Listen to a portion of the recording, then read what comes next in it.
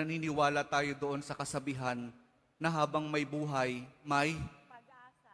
habang may buhay, may Pag-asa. habang may buhay, may Pag-asa. pagsubok. Dahil tayo katiwala ng Diyos, binibigyan din niya tayo ng iba't ibang klase ng pagsubok. Kaya po doon sa pagsubok na yon, saka pa lang natin mauunawaan na talagang ang ating buhay ay mayroong, habang may buhay mayroong, habang may buhay may pagbangon. Huwag niyong hayaan na kapag meron kayong pinagdaraan ng pagsubok, ay hindi kayo babangon.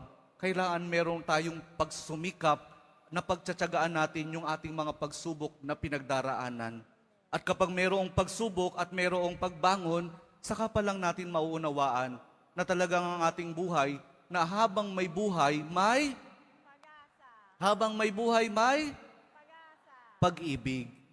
Ang pag-ibig na nagmumula kay Jesus lamang sa ating mahal na poong Jesus Nazareno. Dahil doon, kapag naunawaan natin itong mga bagay na ito, na habang may buhay, may pagsubok, may pagbangon at may pag-ibig na nagmumula lamang kay Jesus, saka pa lang natin mauunawaan at matatanggap na talagang habang may buhay, may